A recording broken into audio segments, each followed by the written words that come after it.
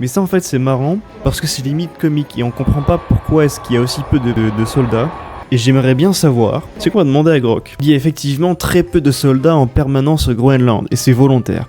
Pour plusieurs raisons liées à la géographie, à l'histoire, à la stratégie militaire et au contexte actuel, voici les principales explications. Conditions extrêmes et logistiques cauchemardesques. Les températures descendent à -50, les tempêtes sont fréquentes et il n'y a quasiment pas de route ni d'infrastructure. Maintenir des milliers de soldats là-bas coûterait une fortune en carburant, en chauffage, en nourriture, rotation du personnel, etc. La vraie défense repose sur la surveillance high-tech, pas sur les bottes au sol. Il y a deux raisons pour l'instant, donc météorologie et le fait que la surveillance repose beaucoup plus sur une base technologique que sur une vraie base militaire, dans le sens où il y a beaucoup d'équipements et que ça repose surtout sur ça. La patrouille Sirius, la marine danoise, est l'unité la plus emblématique, seulement 12 militaires et plus de 70 chiens de traîneau, qui patrouillent par binôme sur des milliers de kilomètres carrés pendant des mois.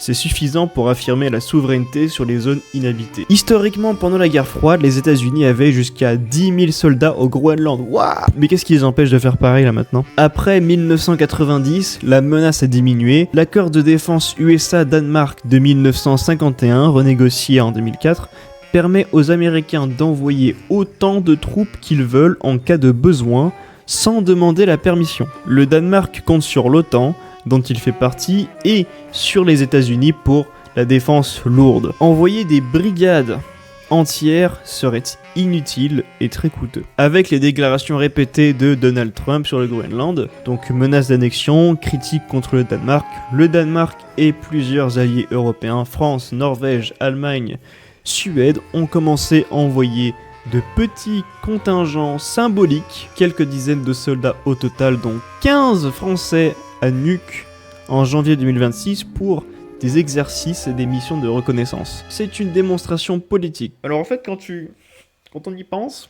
15 soldats militaires français en sachant que la patrouille danoise c'est 12 militaires, tu te dis comme renfort symbolique, ça passe, mais qu'est-ce que les États-Unis vont envoyer derrière?